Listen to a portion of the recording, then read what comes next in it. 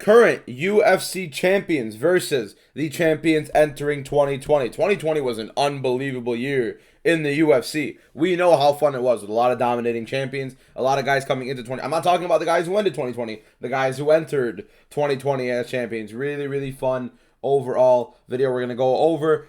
Make sure you guys join the Discord, though. I'm at MMA underscore DBM on TikTok. You can go ahead and join this Discord for free. TikTok. My link is in my TikTok bio. Go ahead and follow me on TikTok there as well. But a pretty fun chat. You can give me some YouTube ideas. Shout out to Edge for giving me this YouTube idea right now. So if you want to give me YouTube ideas and you want to have your ideas reposted on YouTube, on TikTok, whatever it is, make sure you go ahead and join the Discord. Also, a free 4-ounce league, a free fantasy UFC league. Make sure you put in this code to join. $10 giveaways every single week. Let me know if you need help with joining, or just join the Discord and let me know from there. Either DM me on TikTok or here. But let's get into the video really quick. I can't click present.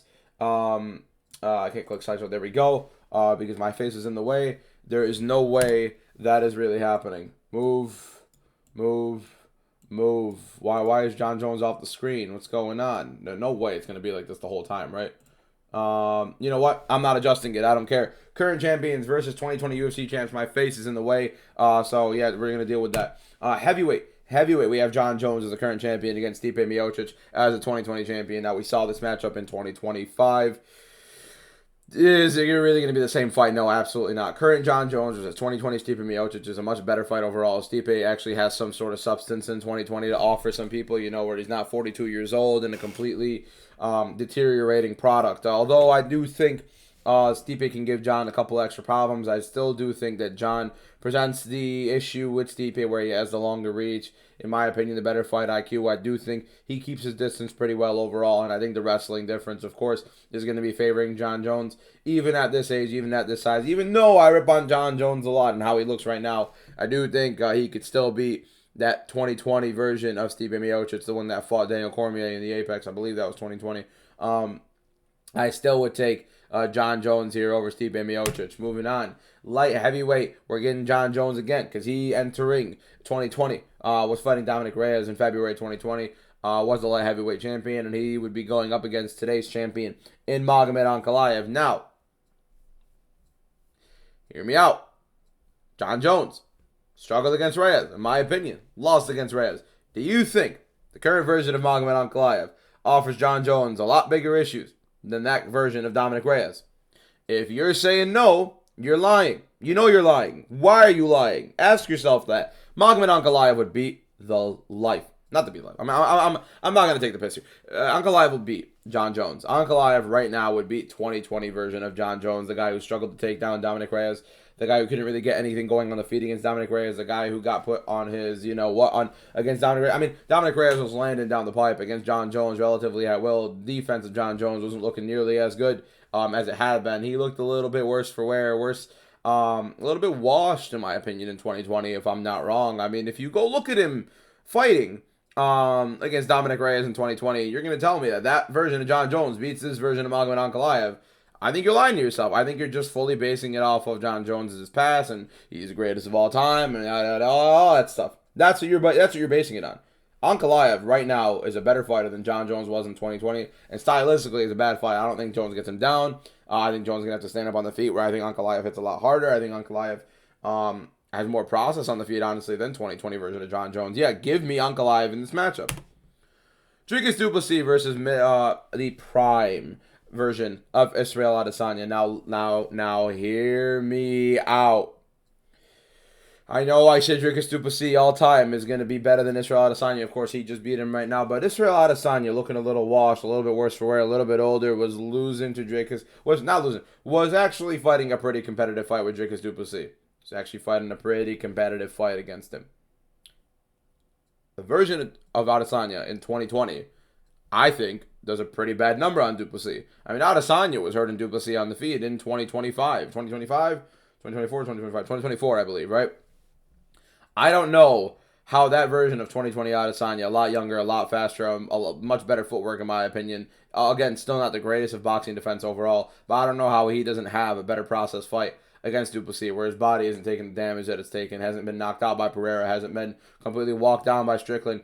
He has the confidence, all the confidence in the world at the time, all the star power in the world at the time, and the guy's kickboxing was on another level defensively, especially. I mean, he was great. Again, boxing defense never the greatest, but it's not like Duplessis enters some insane boxing range where he ends up getting those. He's not an elite boxer, Duplessis, is what I'm saying. He's not a guy like Strickland who marches down. Although he outpieced Strickland, it's a completely different fight. That's a kickboxing piecing. Strickland's boxing, moving forward, walking down. Even then, that was an older version of Adesanya. I do think Adesanya at 2020 is going to be able to keep his distance against Duplessis. He's going to be able to land those teeps, land those leg kicks, hurt him like he was hurting him in 2024. I mean, I'd be surprised if it kills me to say this. I don't like Adesanya whatsoever, but I really do think the 2020 version of Adesanya would be way too much for this version of Duplessis, quite literally. Moving on to welterweight, Bilal Muhammad versus Kamaru Usman. Now, hear me out. I don't like Kamaru Usman. I never liked Kamaru Usman. I don't like Bilal either. I really don't like Bilal. He's hilarious right now, but I don't like him. I did think Colby Covington beat Kamaru Usman in the second fight. I did think Colby Covington was winning against Kamaru Usman in the first fight. But, with all that being said, it's a horrible matchup for Bilal. It's the guy who's a very, very good wrestler. He's certainly a better wrestler than Bilal is. He's a lot stronger than Bilal Muhammad. He's a much better jab, much more finishing upside on the feet, a lot more power. A really, really good jab Kamaru Usman has at that time. And he gets that striking fight he's going to want. Yes, does Bilal put up more volume? Absolutely. Is Bilal going to get cracked as he enters against Usman? 100%. Usman moving forward, do I think Usman can land takedowns? Maybe. Do I think Bilal can land takedowns? I don't think so. I think it was very, very difficult to fight Kamaru Usman and grapple him towards that part of his career where his knees were nowhere near as bad as they are now. Although they weren't the greatest back then, they still were nowhere near as bad as they are now. Bilal is also turning 37 years old. It's not like he's anywhere near too young right now. So this version of Bilal, in my opinion, doesn't necessarily beat Kamaru Usman, especially in 2020. I mean, 2020 Kamaru Usman, we're talking about the pound-for-pound #1 guy in the world. I mean, going up to pound-for-pound #1. Obviously, John Jones was still pound-for-pound #1 at the time. But this is a guy you can't really deny at that point. Kamaru Usman 2020, I hate to say it, but yeah, I mean, very, very dominant overall. Really good jab, really good power. Kamaru Usman beats Bilal. I mean, Bilal's not going to be able to get his grappling here. He's going to be able to set a pace, but I don't think he's going to be able to outpace Usman in a 5-round fight without getting hurt pretty badly by Usman. So yeah, 2020 Usman, certainly over 2025 Bilal Muhammad. This is one of the more entertaining ones, probably the most entertaining one, of course. I mean, why wouldn't it be? Islam Makhachev fighting Khabib Nurmagomedov.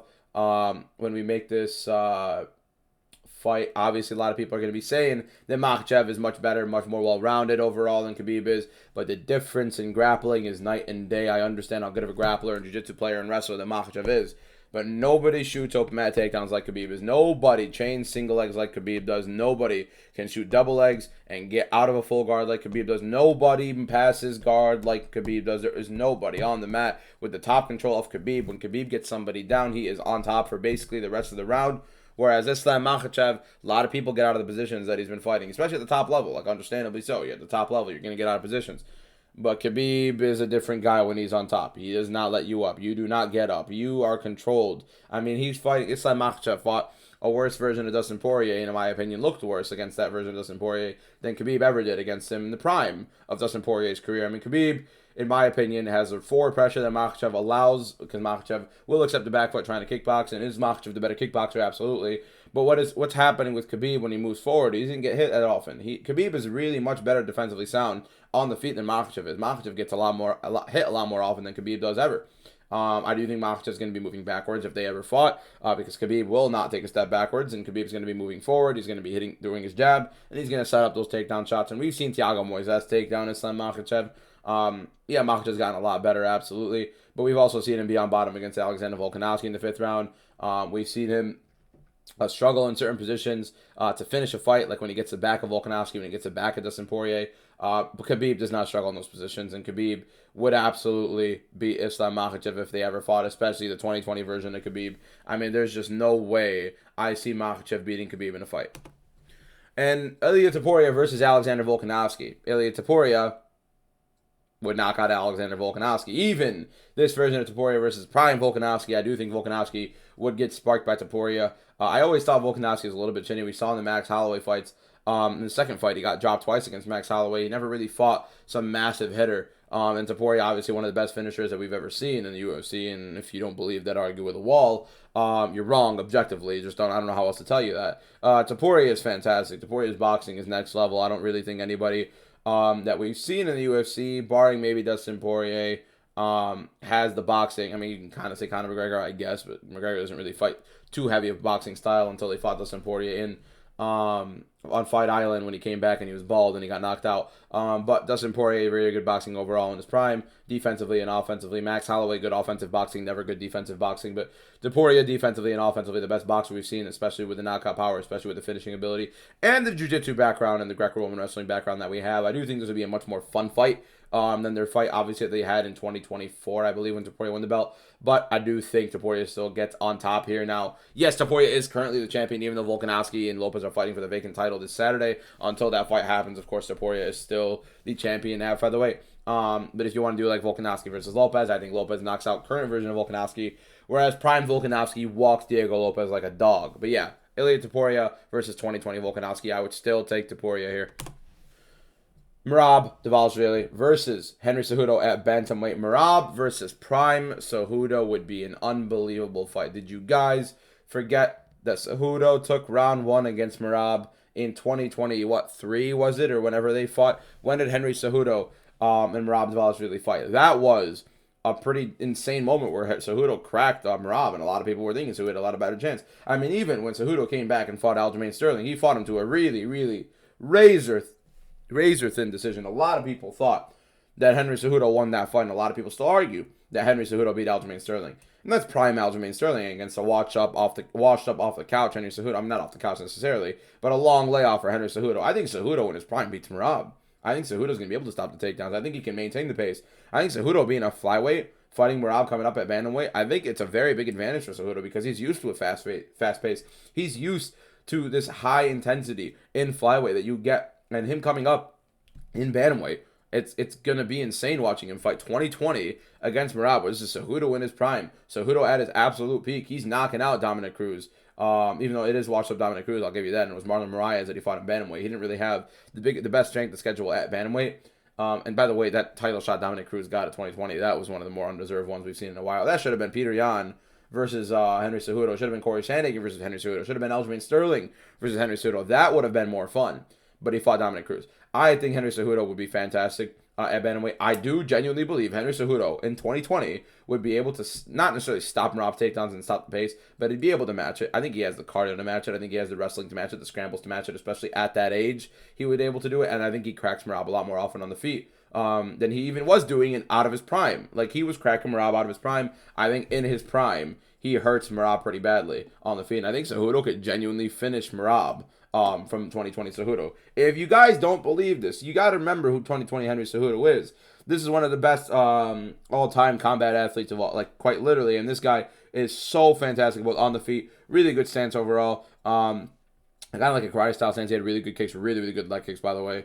His hands were fantastic. He was really explosive, really quick. Wrestling and jiu-jitsu and grappling were fantastic. I mean, you need to watch 2020 Henry Cejudo if you do not remember how good this guy was. He would beat Merab. This current version of Merab, 2020 Henry Cejudo would 100% beat him, in my opinion. And finally, for the men's division. By the way, if my camera sucks, I'm not getting a new camera yet.